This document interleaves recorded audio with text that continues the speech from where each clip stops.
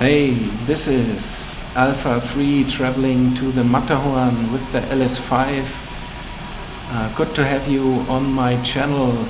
As you can see, we are still in the arrow toe on the left side. This is the mountain Egi, usually the first ridge where we catch some lift, and then we go over to the Montagne du Jour.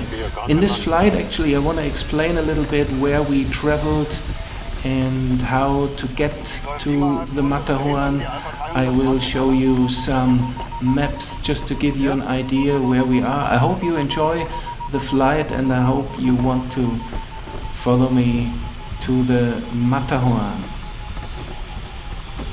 This is actually Montagne du Jour, just before we cross the Durance Valley. I was traveling with two other gliders, and on the first leg there was Golf Lima. You can see Golf Lima here in the picture, and there was a ISW 28. We went together to the Matterhorn, and so here you can see the map.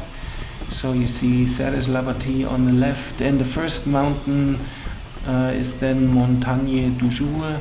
You prepare to cross the Durance Valley, then you go over to the Maloup. You try to get as much altitude as possible before you get into the hills there, and the next step is the Blayeul, and from the Blayeul usually you have a good position to jump onto the parcours. The outlanding situation in that area is not too great, but you have a few airfields available. So for example, if you crossed over to the Maloup, you have La Motte du Caire. If you have problems with the Durance crossing further in the south, you have Sisteron. And if you get closer to the parcours, there's Seine-les-Alpes. It's still important to stay as high as possible, because in that area the outlanding situation is not too great.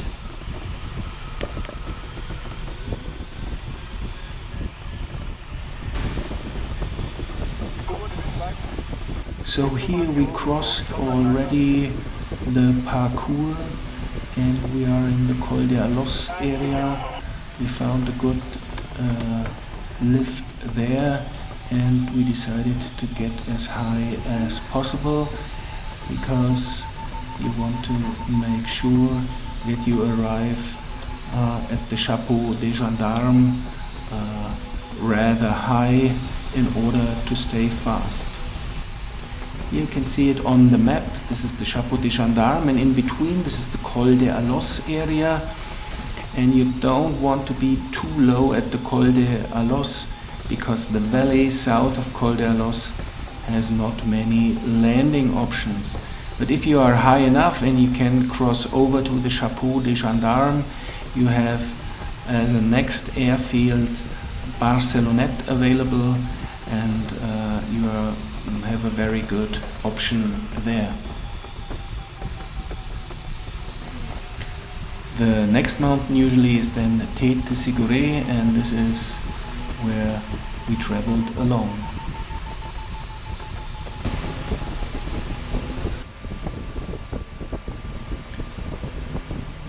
We are already behind Tête de Sigouret. On the right side you can see the Mont Viso, very high mountain on the Italian side.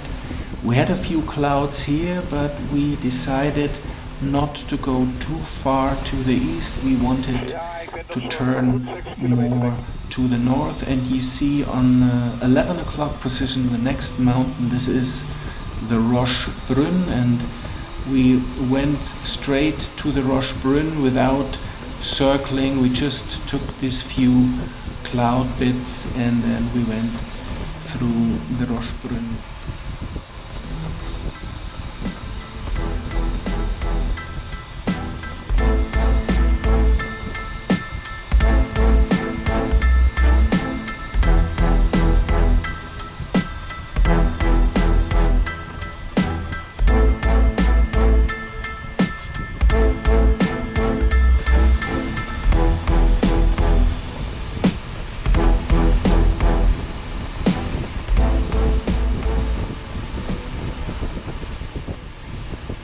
So here I arrive at the Roche Brune.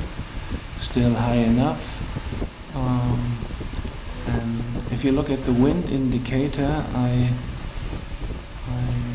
drop behind that ridge, and this is not a good idea because the wind is coming from the left. You can see it soon because I get a little bit dumped in a few seconds. It was clear you have to turn over to the left side of the ridge in order to find some lift.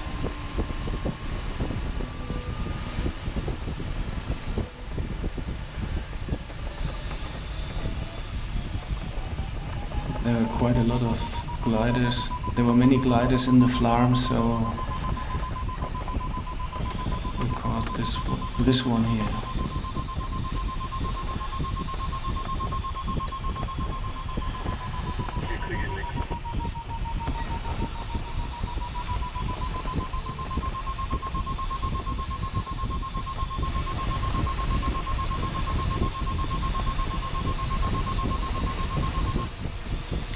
So one of the few moments, you can see the ASW 28 just in front of me.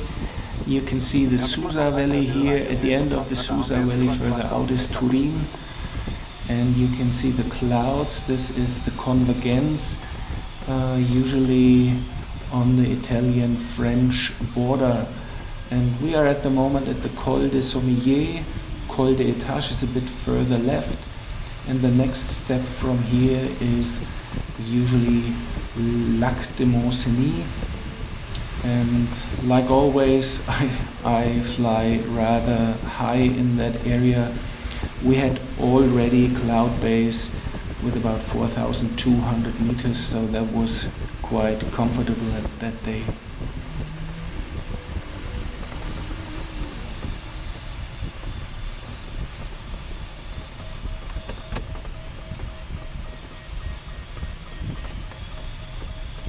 So this is Lac de Montcenis. You can see behind the Lac de Montcenis the Mont Blanc at the horizon.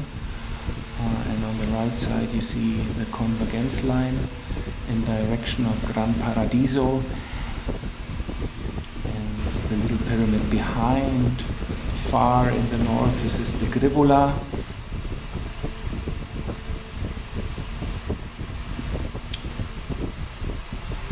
The terrain actually is getting higher and higher, so the workspace gets smaller and smaller. This is why you want to have here a decent cloud base, or at least I want to have. So here you can see the important steps. You see Col de Etage and Col de Sommier is just next to Col de Etage. Solier is the airfield you can put in your computer here. We actually fly in direction of the Charbonnel at the moment. We are still in front of Lac de Montcenis, and this is the Convergence there, and the goal was to fly along the Convergence.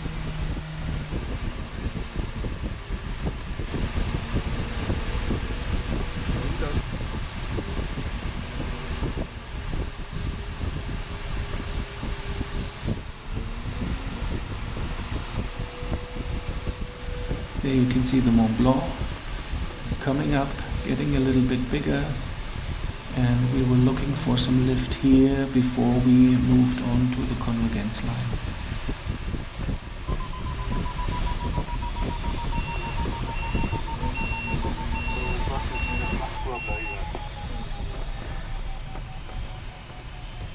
So this is 2.8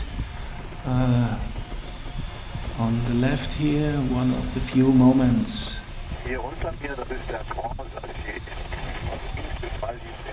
And now we are moving on. This is the Charbonnel in front of us. We are high enough. And now we are approaching Col de Caron. This is an important step on Col de Caron because you can see the Grivola and the Grand Paradiso straight ahead. And we wanted to avoid the bird protection area at the Grand Paradiso, so we turned left at the Col de Caron. You have to keep in mind, if you want to come back, you have to clear Col de Carreau. This pass is quite high, I think 3,300 meters. And this is, you can see it on the map. We turned left here to avoid the Grand Paradiso bird protection area. And then we followed that ridge into the Aosta Valley. In front of us, this is the Grivola, and the one with the snow on the right, this is the Grand Paradiso. And now we are turning left on the Col de Carreau, and there you can see the Mont Blanc.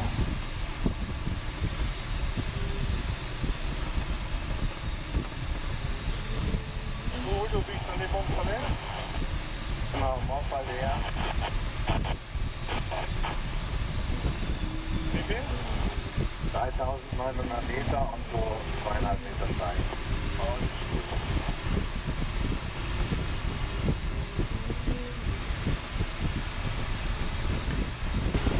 Now we are on that ridge going to the Aosta Valley. On the right side you see the Grivola, the dark pyramid on the right side. This is the Grivola, and on the left side this is the Mont Blanc. And from that point it was really clear we wanted to go for the cloud in the middle of the valley. So the way was quite obvious we had to go.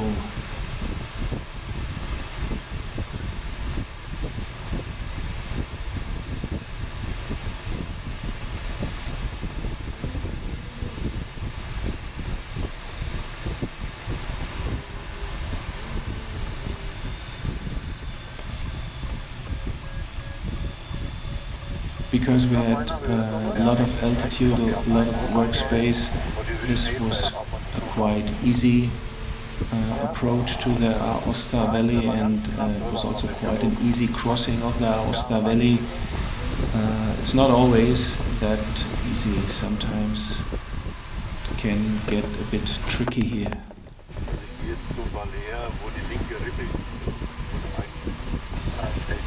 So here we are in the middle of the valley. The cloud actually disappeared. We found a little bit of lift, but we decided to move on. The good thermal usually is the Mary. This is the next cloud. This is a very small mountain over there, but it's perfectly in the breeze, so it's a very reliable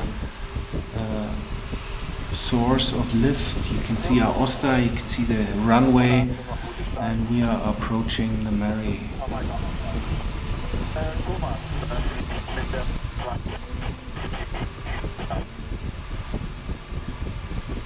Just at the 11 o'clock position there was the Matterhorn. We tried to get as high as possible at the Mary, and then we just went straight up north to the Matterhorn.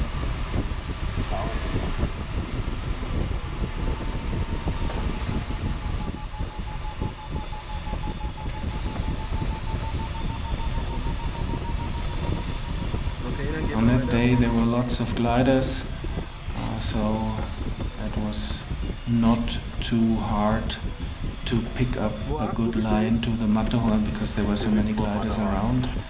And we're going to Matterhorn.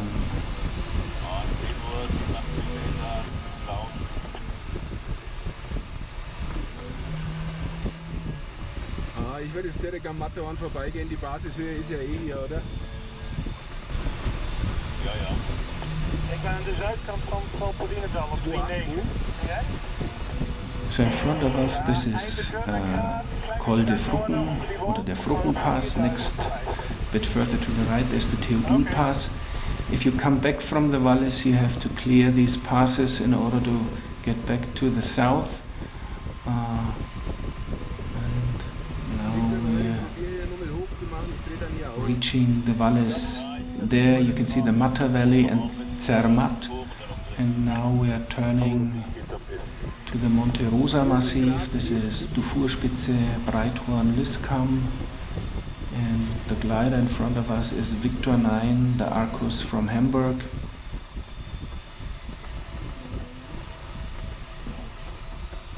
Geil, oder? Sag mal. We had a great afternoon there together. Die kleine Hütte jetzt auf unserer Höhe gesehen, auf dem Grat am Matterhorn, die schaut klasse aus. Ja.